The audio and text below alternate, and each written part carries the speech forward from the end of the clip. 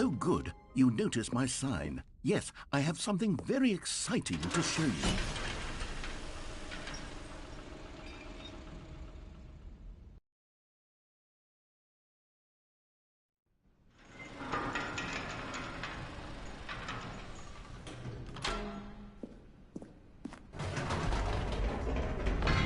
You see, Stanley, I've been reflecting on the Stanley parable and about how roundly disappointing this ultra-deluxe version has turned out to be.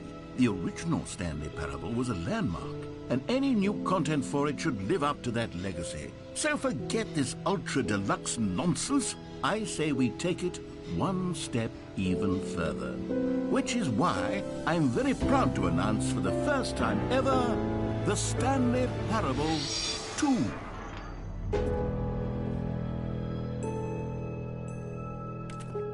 Yes, you see, isn't this far superior to a measly port with a few minor additions? Think of all the new territory we'll cover with a fully fledged sequel. An entirely new experience, built from the ground up. Why, there are so many possibilities. It could go in so many different directions. This is what fans have truly been asking for.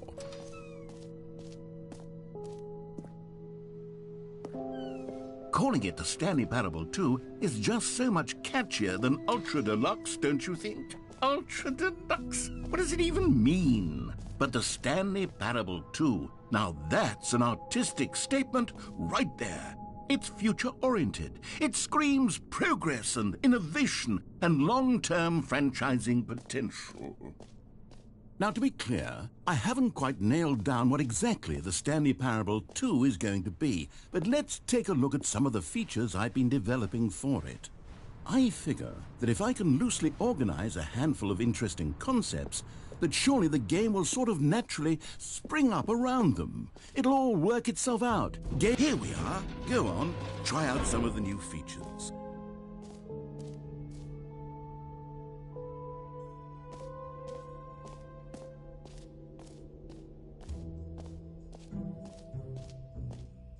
For the Standley Parable 2, I asked myself, what do players really want? And of course, the first and most obvious answer is that they want to be individually recognized and validated as people. So with that in mind, my first addition to the game is this button which speaks the name of the person playing the game. Isn't that wonderful? Jim. Sorry, I should have clarified. Right now, the button only says the name Jim. But of course, in the final game, this button will say your name, whatever name that is. Here, let's have you role-play as Jim to really simulate the full experience of this feature. Just play along. I promise you'll love it. Okay, here we go. Let's take a deep breath, clear your mind, forget whoever you are, and simply become a person named Jim. I want you to imagine yourself living as Jim. Sleeping and waking as Jim, falling in love and being heartbroken as Jim, seizing all of the world's possibilities as Jim, and as Jim watching your dreams crumble into dust. Do you feel it deeply? Are you really, truly Jim right now? Jim. Whoa, hold on. I wasn't finished setting up the backstory. If you don't properly roleplay as Jim, then you'll never understand the impact of this button. Otherwise, it's just a stupid button that says somebody else's name. Okay, we're doing it again, and this time let me finish first. Now, allow yourself to become Jim. Imagine yourself driving to work as Jim, playing frisbee on the weekends as Jim, staying up all night for a popcorn and horror movie sleepover as Jim, developing a crippling substance addiction as Jim, rediscovering yourself through fringe religious groups as Jim, and finally, dying a slow death at an old age, surrounded by members of your cult as Jim. Do you feel it in your soul? Are you really, truly Jim right now? If so, then please step forward and press the button. Yes! You see? What a thrill! What a rush! That was you! The button described you. Do it again. Do it again. Jim. Ooh. It hits even harder the second time. If this were the only new feature in the Standley Parable 2, it would still be worth the money. Let's take a break from the Jim button. I'm too emotionally drained from all of this personal validation. Jim. Whoa there, cowboy. Sometimes a person can be too much, Jim. I'm putting the Jim button away. Otherwise, soon you'll start to lose all sense of who you actually are.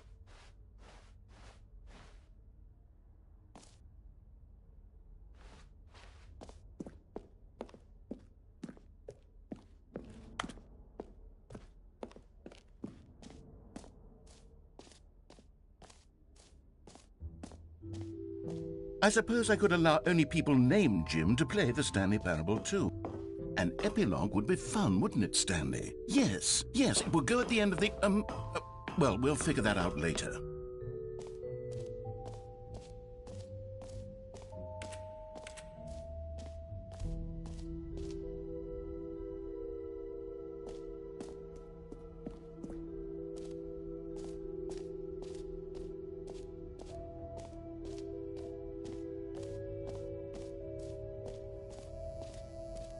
Now, here's something special. You remember that broken test trophy that got left in the game on accident? Well, I'm developing a technology to simply give you the trophy. Yes. You see, you'll come to this lever, and when you pull it, the trophy will be given to you. It's as simple as that. Okay, perhaps I should have clarified. This is technology that will exist. Right now, the trophy is still fully broken. I'm not a wizard, Standley. But I guarantee it will be fixed in the sequel to at last satisfy the hordes of ravenous fans all over the world who have been uproariously... Gamers, we hear you, and I promise it will happen. What else? What other exhibits haven't we seen yet? Ah, collectibles. Now it's a real video game. In the Standley Parable 2, you'll run around gathering up these miniature Standley figurines. And what's truly innovative is that there will be no reward for collecting all of them. I don't want to stifle the intrinsic joy of watching a number go up. You simply collect all of them, and then you move the hell on with your unremarkable life.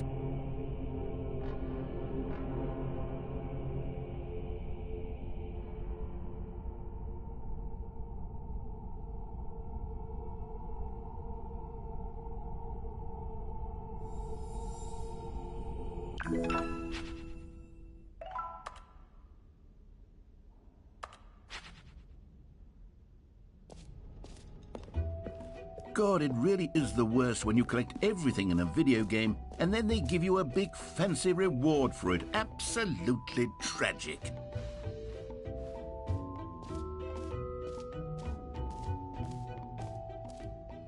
You know what? Let's bring the jump circle back for Standley Parable 2 as well. It's a...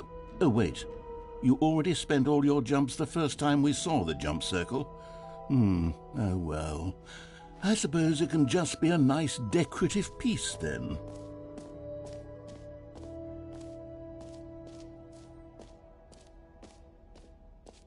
Okay, I'll be honest, I haven't yet decided on this one. I think that in the new version, the office could use a bit of decoration, like balloons. But I'm undecided on Get Well Someday and Happy 12th Birthday. Which would you go with?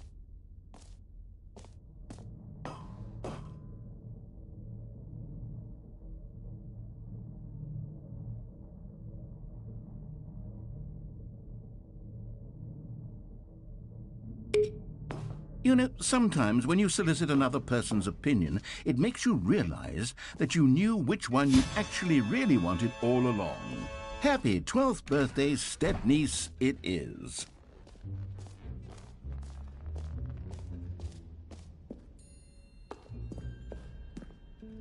A common complaint of the Standley Parable was that it was confusing and paradoxical, that it engendered a chaotic sense of reckless despair in those who played it. Well, I'm happy to say that after much consideration, I've engineered a clever solution to this fundamental problem with the game. It's the Standley Parable Reassurance Bucket. You see, Standley, anytime you're holding the bucket, a sense of calm and ease will fill your mind and your heart. It's true. As long as you hold on to the bucket, the many disorienting contradictions of the Standley Parable will feel perfectly normal and perhaps even comforting.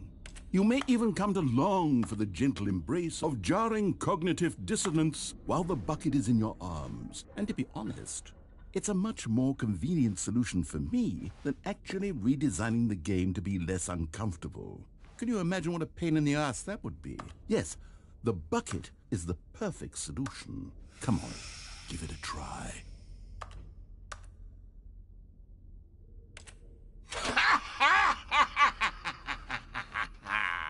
Can you feel it? The glow of comfort, even in the face of crushing despair, must already be sweeping through your body. And in fact, can I say that I do believe the bucket lends you an air of charisma as well? I think that just holding it has made you the slightest bit more attractive as a person. The benefits of the bucket seem to go on, don't they? All this and more await you in the Standley Parable 2. Does anyone give out awards for most enjoyable bucket in a video game? That really should be an award if it isn't already.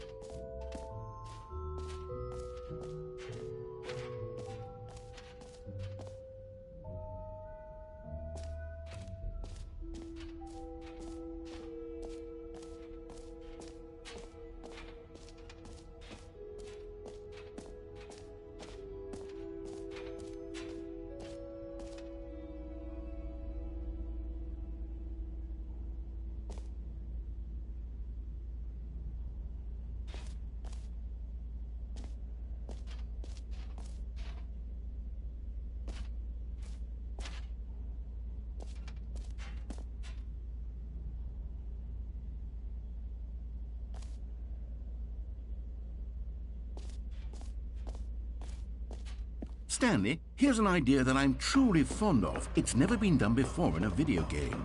This is, in fact, a hole that you can fall down forever. That's right. Infinite falling. You can fall until the end of time, if you like. A stunning leap forward for video games as a medium.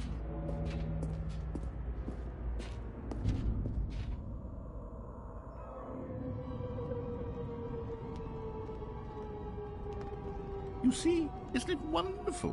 One of my more ingenious concoctions, if I do say so. Now then, since you've gotten to see the infinite hole, you can press the teleport button to pop back up to the top, and we can continue onward. Now, I don't mean to be a bummer, but I do recommend you use the teleport button to go back to the top. Maybe do it on the sooner rather than later spectrum of things.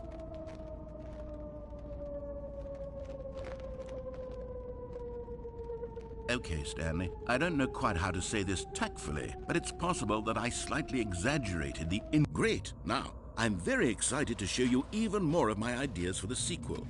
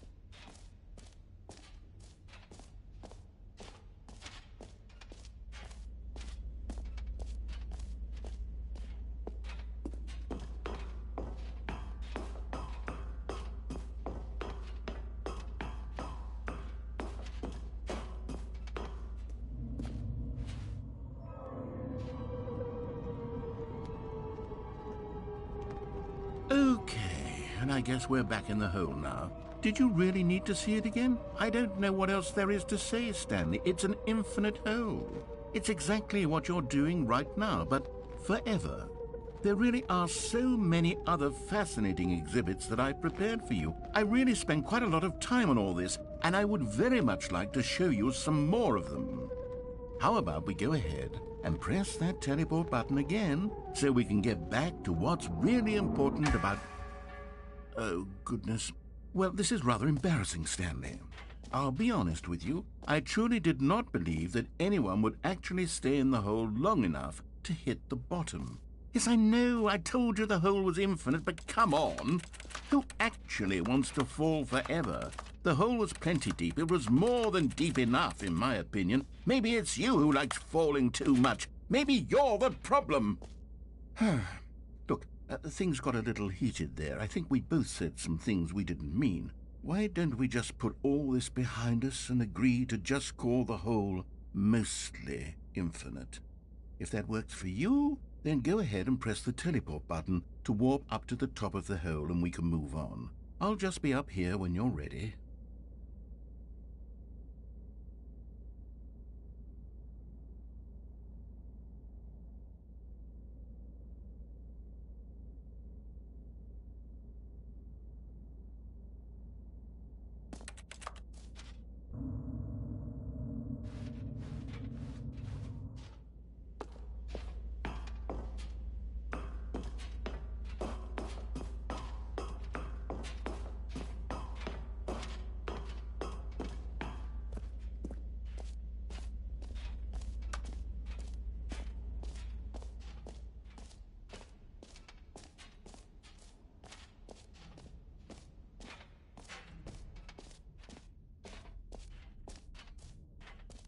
Or actually, maybe I should have gone with... No, I've made my decision. We're moving on.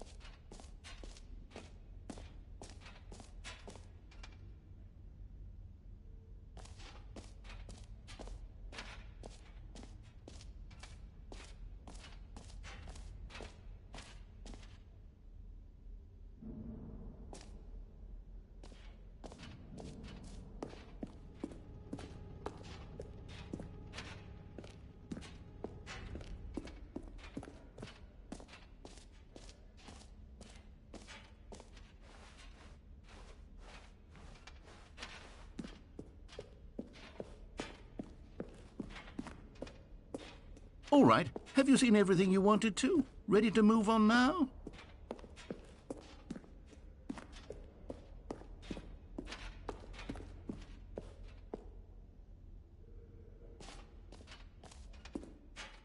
So, Stanley, what do you think? Do you like all of the new features? Yes, I know it's not exactly clear yet how exactly these features will come together as one single coherent video game, but I can feel it in my soul. It's going to work. There's definitely a good game in there somewhere. Say, let's do an experiment. I'll arrange these new features together, and we'll see whether or not it coheres into a meaningful gameplay experience. Okay, are you ready? Here it is. I give you the Stanley Parable 2.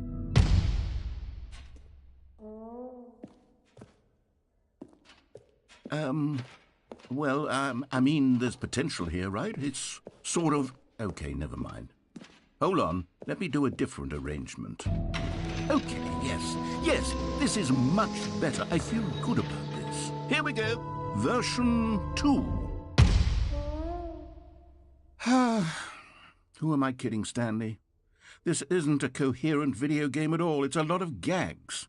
And I do very much enjoy creating gags, but they don't add up to anything. I wanted more than anything to create a sequel that would capture all the magic of the first game. I wanted fans to love it. No matter how good these gags are, they won't stand on their own. They would need the structure and the gameplay of the original. Wait, maybe that's it. I can take the original Stanley Parable and simply, well, insert a few of my new features into it. Tastefully, of course.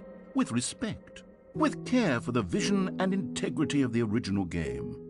Would it possibly work? I suppose it could. But it would need a really, really tremendous title screen. A title screen that says with bold and uncompromising conviction, "This is the Standley Parable 2. Let me see if I can whip something up. All right, perfect. Go ahead. Take a look.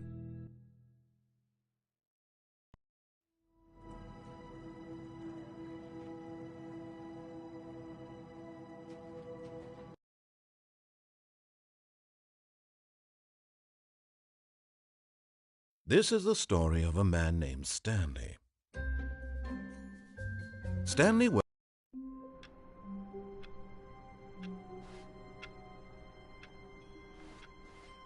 all of his co-workers were gone. What could it mean? Stanley decided to go to the meeting room. Perhaps he had simply missed a memo. Stanley felt the bucket calling to him, begging him to pick it up. Why was he not? When Standley came to a set of 2 open doors, he entered the door on his left.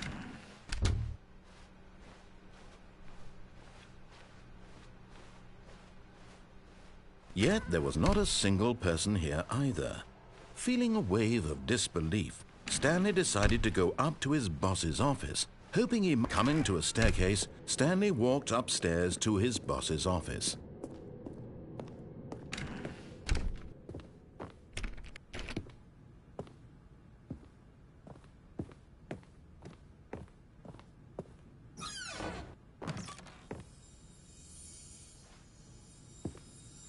You found one of them. One of the miniature Standley figurines. Remember, no reward for collecting all of these, only the intrinsic pleasure of a job well done. You can't buy that sort of happiness, Standley. God knows I've tried. So, I implore you to savor each and every moment you come across one of these beautiful figurines.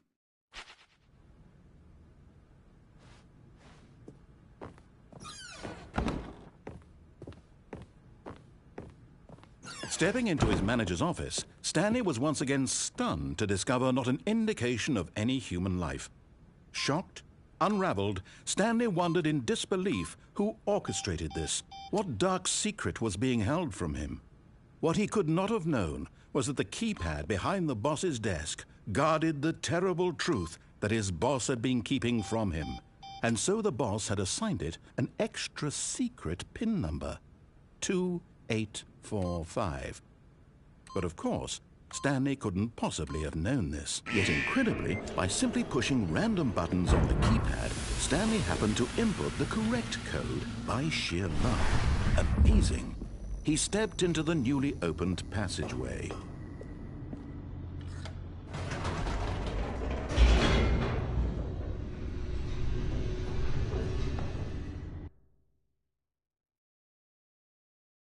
Descending deeper into the building, Standley realized he felt a bit peculiar. It was a stirring of emotion in his chest, as though he felt more free to think for himself, to question the nature of his job. Why did he feel this now, when for years it had never occurred to him? This question would not go unanswered for long. Standley walked straight ahead through the large door that read Mind Control Facility.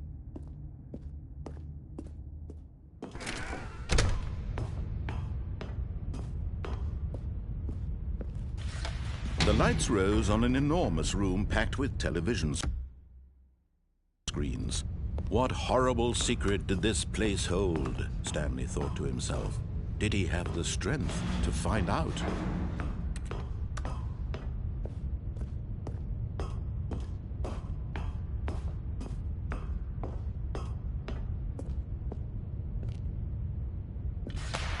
Now the monitors jumped to life, their true nature revealed. Each bore the